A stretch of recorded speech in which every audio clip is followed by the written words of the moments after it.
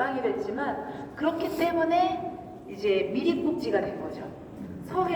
중국을 통해서 서양의 선진 문물들이 들어오게 되는데 그 접경지가 되는 거죠. 그래서 내포 지역에는 내포라는 곳은 이제 우리가 충청, 남도, 서북부 지역에 당진, 예산, 서산, 보령까지 이런 지역, 홍성 이런 지역들을 내포라고 하는데 그 포가 바로 이렇게 삽교천이 흐르던 그 물길이 있던 곳입니다. 그래서 여기 삽교천 상류고요. 이곳에 삽교천 상류이기 때문에 물이 들어와서 바다와 연결되고 외국 물이 빨리 들어올 수 있었다. 그래서 선교사들의 미립국지였던 것이죠. 그래서 신자들이 가장 많습니다. 옆에 합덕성당에는 신부님과 수녀님이 100명 이상 배출됐어요. 그래서 그 동네에는 모두가 수녀님의 친척, 친구, 신부님의 친척, 친구, 가족입니다. 네, 그런 곳이 이 내포고, 내포에 진짜 피로 얼룩진 역사, 이따 혜미 가신다고 하셨지만 이제 벌써 저는 마음이 아파요. 혜미를 생각하면은 처형지로 유명한 곳인데 그런 역사들이 피 묻은 역사가 있는 곳이다.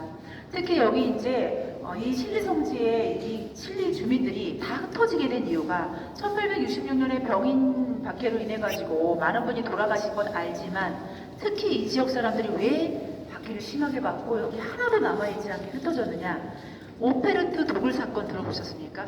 1868년 병인 박해 2년 뒤에 이제 흥선대원군이 세력 정책을 피면서 박해를 이어가던 시기였기도 하지만 그때 오페르트라는 독일 상인이자 동양학자가 있었어요. 이 사람이 계속 우리 조선 정부에다가 문을 열어라, 우리를 받아들여라, 통상 조약하자 이렇게 요구를 했지만 거부를 당하자 이 상인인 오페르트가 동양학자기도 하죠. 삽교천 물길을 따라서 덕산으로 들어와서 이 지역의 신자들의 도움을 받아서 길을 찾아서 바로 어디로 갔느냐? 바로 흥선대원군의 아버지 남현군이라는 사람의 묘가 덕산에 있습니다.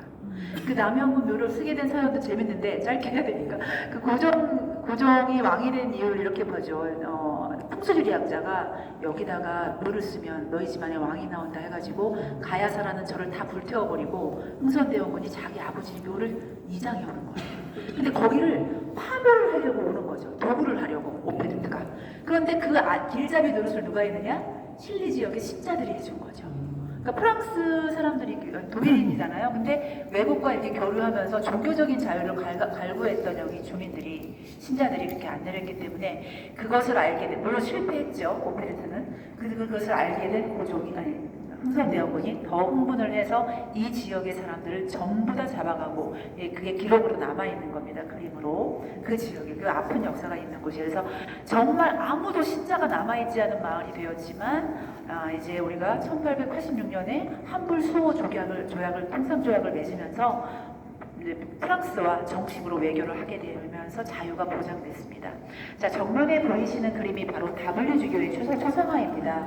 이곳은 일랑 이종성 화백의 그림이 지금 복원되어 있는데요. 일랑 화백은 여러분이 아시는 집회화가로 유명합니다. 5천원권, 5만원권에 우리 신사임당 이율곡 그려져 계시죠? 그 초상을 그리신 분이고 동양화가로 굉장히 유명하시고 특히 장지기법이라고 한지를 두껍게는 50장까지 겹쳐가지고 붙인 다음에 그림을 그리는, 그래서 덧칠을 하게 돼요. 그래서 은은한 그림을 그린다고 유명하신 분입니다. 현재는 연로하셔서 노양주이신 걸로 지금 제가 알고 있는데 얼마 전에 위독하다고 하셨는데 괜찮아지셨다고는 해요. 근데 이분이 여기다가 그림을 이렇게 3년 동안 그려서 이제 복원을 하게 된 게 요셉이라는 세례명을 갖고 계신 신자시기도 하고 신앙이 깊으신데요. 저 그림들이 한 장에 저게 지금 1000호짜리입니다. 크기가. 우리가 그림 크기를 잴 때 손바닥 하나가 엽서 한 장, 그래서 그게 1호예요. 그럼 그게 1000장이 모여야 1000호겠지요. 그래서 저 한 장의 그림이 1000호, 즉 대문짝 4개만한 크기로 일단 어마어마한 크기로 압도가 되어 있고요. 이게 13장을 복원하셨습니다. 시작이 저쪽이거든요. 맨 왼쪽에 내림으로 김재원 신부가 상해 김강성당에서 주교님으로부터 사제선물을 받는 걸로 시작을 합니다. 그 옆에 W주교가 오른쪽에 계시죠? 바로 보조로 이렇게 사제 역할을 해주셨었어요. 같이 계셨습니다. 그것을 시작으로 해서 강경포구에 도착을 하고 선교를 하고 병인밖에 터져서 감옥에 갇혔다가 갈매돼가지고 처형당하고, 그리고 이 지역에 있는 또 손시성을 가진 분이 시신을 수습하고 이렇게 하는 과정까지. 그런데 13장을 봉헌하셨다는데 12장이에요. 한 장은 어디 있느냐? 바로 성당에 들어가시면 정문의 머리 꼭대기, 즉 제대에서 보이는 벽면에 위치해 있습니다.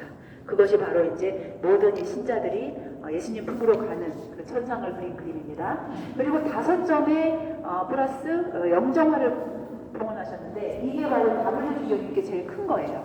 다블유 주교님의 기념관이자 기념성당이잖아요. 그래서 저렇게 항상 상복과 큰 갓을 착용하고 다니셨다. 상복을 왜 입습니까? 발각이 안 되기 위해서. 누군가 집안에 누구 상당한 사람, 상주에게는 뭘 묻지 않습니다. 감시하지 않고 이렇게 그러니까 저렇게 입고 다니셨고, 얼굴 가리개까지 하고 다니셨습니다.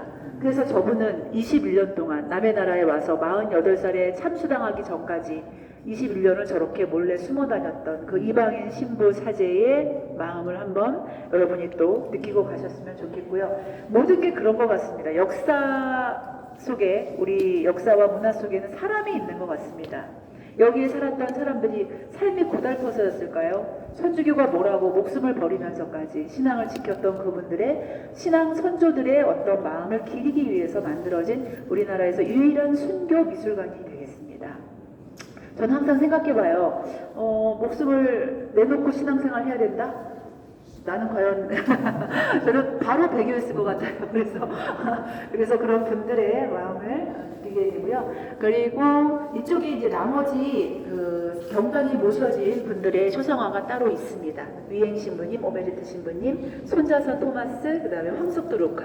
황석두 루카는 영풍성지라고 해서 지금 충청도 괴산에 또 성지가 있는데요. 그분은 아주 양반 가문, 잘 나가는 가문의 양반 가문의 자손이었는데, 결혼하고 15살 때 과거보로 한양 가다가 중간에 이 천주교 서적을 접하면서 과거를 접고 돌아와서 3년 동안 무건수행하며 공부를 하시고 천주교에 개의하셔서 다블유 주교님의 복사이자 비서로서 활동을 하신 겁니다.